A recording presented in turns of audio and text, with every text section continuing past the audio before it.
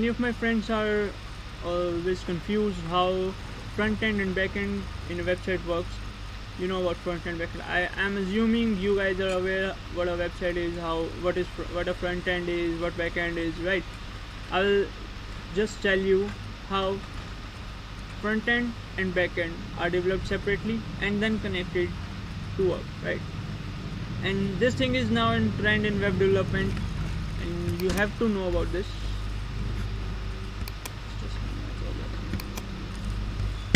Okay, so it's our code. First of all, let me tell you some basic things. In a website, there are two components, front end and back end. Front end is basically the design, anything that user will interact with, the client will interact with is front end, and back end. Back end is basically something that serves to front end. Whenever we need data, we send a course request to backend server, and backend will serve the client. You know about client server architecture, right? Let me show you how. Now this is a backend API created by Django. Django is a framework of Python. If you don't know about that, then go to Google and search it. Django is a framework which is an API. Now our front end, React or Angular, Android application, anything can be our front end application. So this application will send a request to the API. Now this API is basically retrieving data in JSON format, and I will show you how. So the retrieved data will be sent back to the React file or to any of application, and then that data can be used to show on our web page, right? Because JSON is the format which everyone uses to get to show the data on UI, because it's really easy. I'll show you how. And backend also deals with the database, but in my application there is no database. It is only the API which is retrieving data. Okay, so whenever you are creating a complete website using React.js and Django, for the backend you have to use Django. Django is framework, and the steps using Django is create a Django application, then create models, create serializers, use URLs. I will tell you what all these things one by one. Okay, so alright. So this is my application, Django To Do React. It's a to do application, and in this application there are two folders, backend and front end. Now this backend is developed using Django, and this front end is developed using Reactjs. First of all, let me get to backend, and in the backend, as I have shown you in PPT, first of all create a Django app which I have already created. This name is To Do. Backend is basically the Django framework. Okay, then create models. Models are the schema or all the details that we need is models.py. So in the model.py there are three things: title, description, and completed. So for a to do application I have three things. First is title, the to do title, description, whatever description we wanted, and either it's completed or not, which is a boolean field, right? Now this model is returning the title. So this is model. After that we go to serializers. Here we have serializers.py, and this serializer is basically getting the model and its fields, and it converts the data to JSON. I have already told you we need data in JSON format, so this API will retrieve data in JSON format. So this serializer is converting the data to JSON. Then in views.py, this views.py is getting the data from serializer class and executing a query, and then this view, our to do view, is mapped on a URL. Here in url.py we have a path API / include routers.url. Now what is router.url? Come to here, router, a default router, and we register this to do view which we have created in this application. I have already shown you here.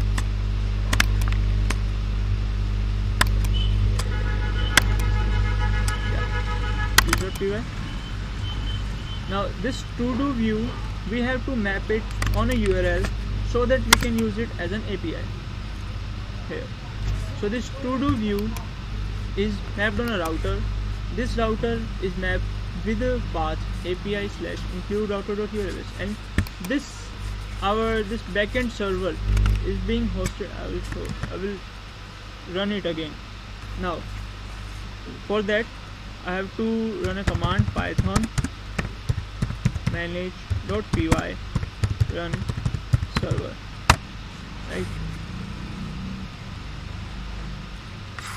So our server is being run at 127.0.0.1 colon 8000. So the port number is 8000. Let's open this server. Okay, our path is API / to-do, right?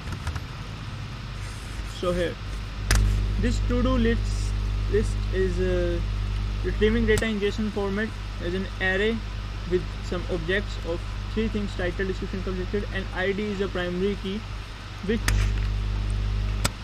you know what primary key is. It reduces the duplicacy, it prevents the duplicacy. Okay,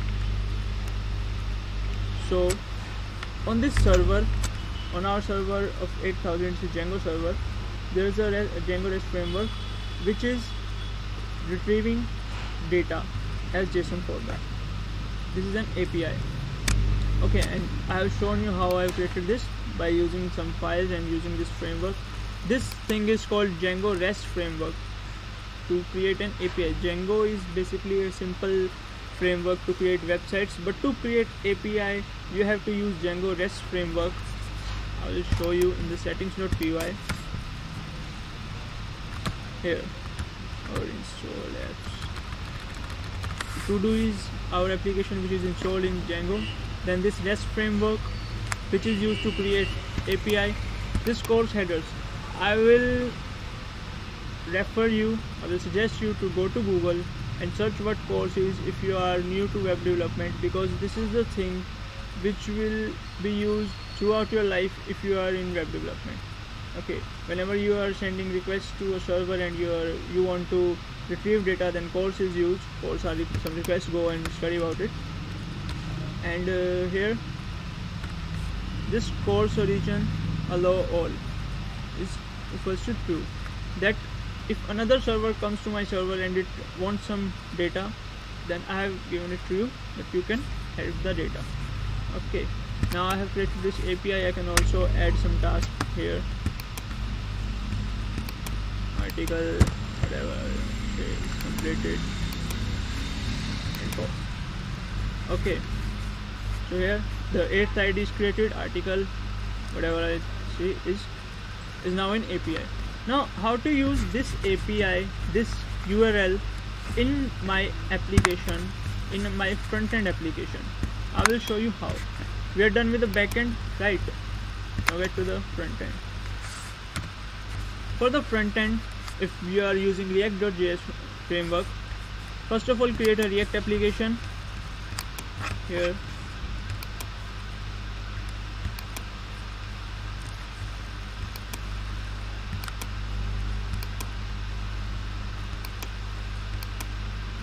Here in our front end, I have created a React application which is named as front end, obviously, and in the source I have some components. My main file app.js, sorry, the design file index.css, as I told you. For the front end, first of all create a React app, add CSS and all. The CSS which is used for designing. If you are only a front-end developer, you know how CSS works, how JavaScript works, how React.js works. Okay, so create dummy data. The very good practice for a front-end application is to create some dummy data, then retrieve data from it, then manage it however you want to show it. Now when you are satisfied with your design, then you have to retrieve the original data. Okay,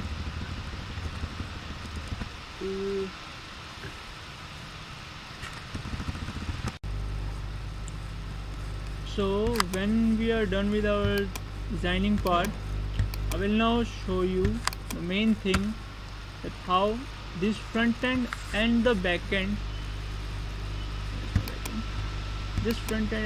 how these two things are connected. Go to the PPT, connect front end with back end. Add proxy, will show you. Now in my front end application, there is the very first thing you have to do is to install a JavaScript library which is called Reactjs. Okay, so you have to first install this using npm or yarn, anything you want to do, then import it. After that, go to package.json. In the package.json, add this proxy file, http localhost 8000. That means the development server. From this development server, we are getting our proxy. Okay, I hope you understand this. And in app.js, where we have imported the Reactjs, now how it's connected here. In different functions, the Reactjs is being worked. Now here some promises are made. Reactjs.get our development server. Then again here I will show you Reactjs.put, Reactjs.post, again that API/to-do. Now you know how we have created this server, how this API, right? I've shown you in the backend. In the backend we create a URL which is retrieving data in JSON format, and how we do it I have told you already. Now this, whenever you are you want to use that data in a front-end application, you just use this URL. Okay, but the thing is, you have added proxies everywhere. Thing is, you have to start the development server of both sides. Now we are in React.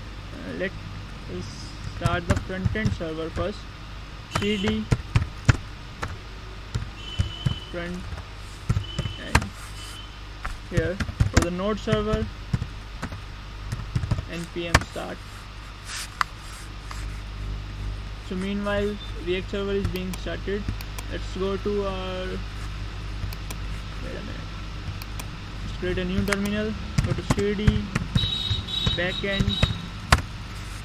Here we have to go to pip environment and the shell. Then pip environment shell, we go to cd backend. Here we do python manage.py run server. Okay, so now backend server is being run at 127.0.01 8000, whatever it is, and the node server, the React server, is being hosted at 3000 port. Go to here,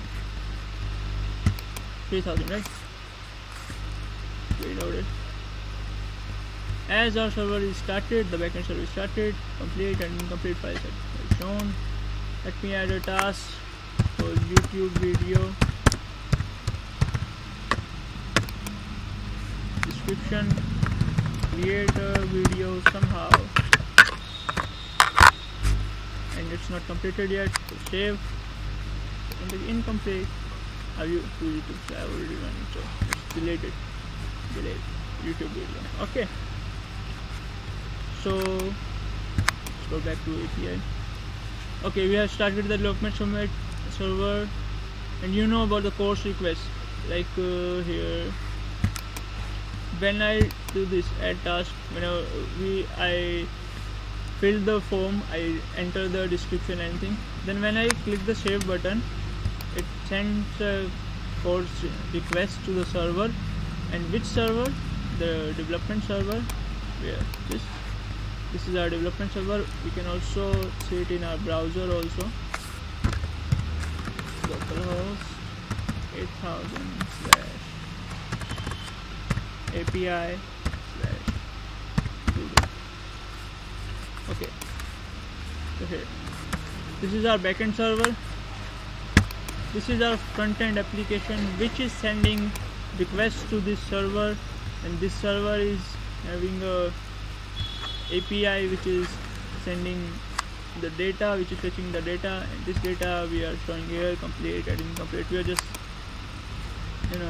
this is just if else, if you know basic programming and you have developed some basic projects.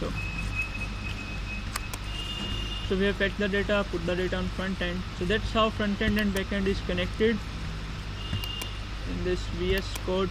Two applications, back end and front end. These both are connected using some proxy. In the back end we have created the API, the URL. Django is preferred because it gives us the URL mapping option, the URL mapping feature. So that's why Django is preferred for this REST framework. And in the front end, React is used because React gives a feature to use components, right? Use components. And this front end is connected with back end. I've told you how. And that was just introduction how you can create a complete website using two servers, one for front end, one for back end. And in the backend server, in the backend framework, you have created an API. In the front end framework, you have just created the CSS and designing, and you just call the API, right? So that's all for this. Thanks for watching. It was just an introduction part. Okay.